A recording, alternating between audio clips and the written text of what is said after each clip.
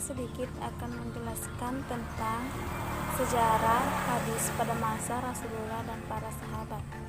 Terlebih dahulu kita harus mengetahui apa itu hadis. Hadis adalah segala perkataan atau perbuatan Rasulullah Shallallahu Alaihi Wasallam. Poin pertama yaitu cara Rasulullah menyampaikan hadis.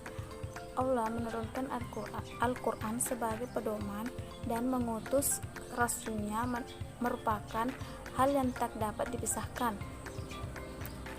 Pada segala yang Rasulullah ucapkan, lakukan, beliau merupakan perwujudan dari Al-Quran sebagai firman Allah yang tertuang pada surah An-Najm ayat 3-4 yang artinya, dan tiadalah yang diucapkannya itu Al-Quran menurut kemauan hawa nafsunya.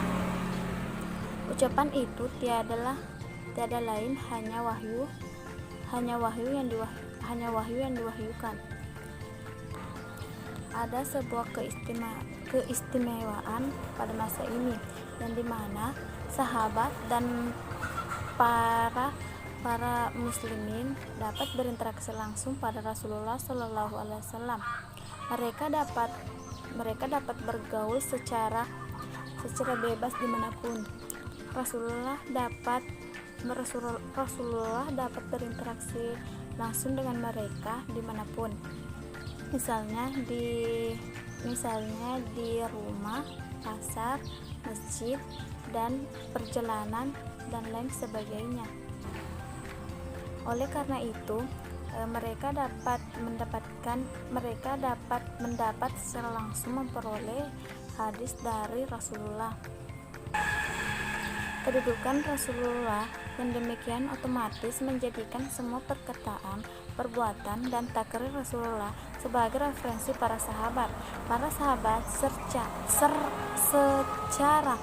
secara proaktif mengguru dan bertanya tentang segala sesuatu yang mereka tidak mengerti, baik urusan di duniawi maupun di dalam urusan akhirat. Para sahabat dapat mentaati atau bahkan mereka dapat menirunya. Pada masa itu, sahabat memiliki semangat besar atau semangat kuat untuk mendapat hadis secara langsung, melihat perbuatan, mendengar perkataan, bahkan takrir Rasulullah.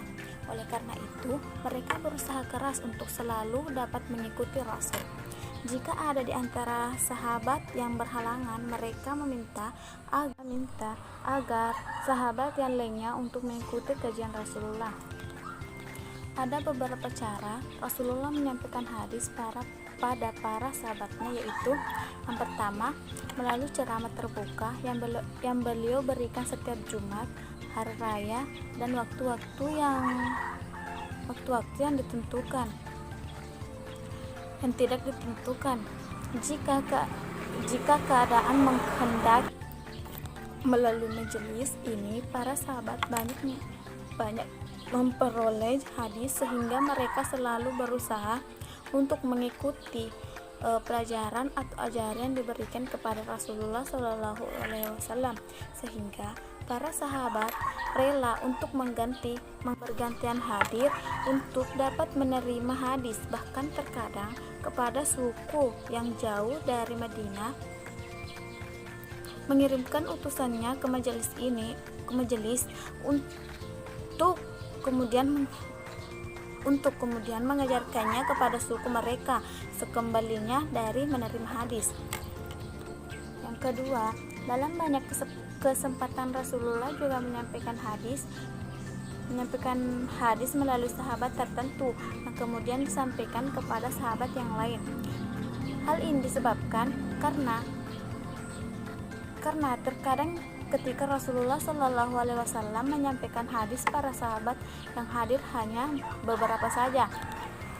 Yang ketiga, untuk hal-hal yang sensitif seperti berkaitan dengan keluarga dan kebutuhan biologis disampaikan kepada istri-istrinya. Begitu pula para sahabat, jika ada hal yang berkaitan dengan hal itu, dengan bertanya kepada Rasulullah. Maka para sahabat menanyakan kepada istri-istrinya. Sedangkan keempat adalah cara lain yang dilakukan Rasulullah Shallallahu Alaihi Wasallam adalah melalui praktik langsung. Sahabat melihat secara langsung Rasulullah Shallallahu Alaihi Wasallam melakukan perbuatan terkait dengan ibadah, misalnya sholat dan berwudu. Sebagai contoh peristiwa yang terjadi antara Rasulullah. Poin kedua yaitu perintah dan larangan menulis hadis. Yang pertama, menghafal hadis. Terdapat Al-Quran, Rasulullah menginstruksi langsung kepada para sahabatnya untuk menghafal supaya untuk ditulis juga.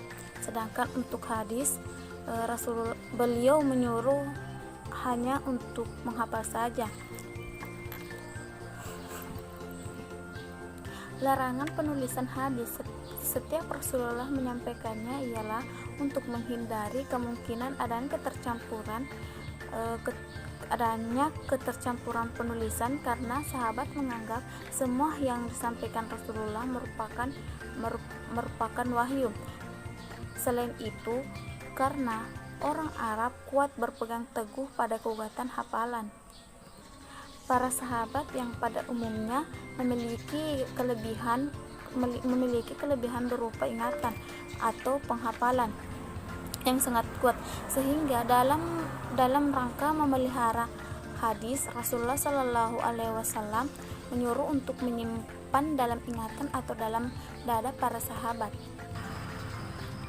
Yang kedua, menulis hadis. Di balik larangan Rasulullah Shallallahu Alaihi Wasallam tentang penulisan hadis, ternyata ditemukan sejumlah sahabat yang memiliki catatan dan melakukan penulisan. Di antaranya adalah Abdullah bin Amir.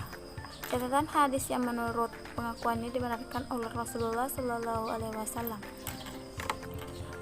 Larangan penulisan pada masa Rasulullah dikarenakan dengan kekhawatiran bahwa hadis akan bercampur dengan Al-Quran yang masih berada di dalam tahap proses penyusunan. Yang kedua, larangan menulis hadis itu bersifat umum, sedangkan izin menuliskannya bersifat khusus bagi orang yang memiliki keahlian tulis menulis sehingga terjaga dari kekeliruan seperti pada Abdullah bin Amir. Baik, mungkin itu saja yang sempat saya sampaikan tentang sejarah hadis pada masa Rasulullah dan para sahabat. Kurang lebih dan kurangnya mohon dimaafkan. Assalamualaikum warahmatullahi wabarakatuh.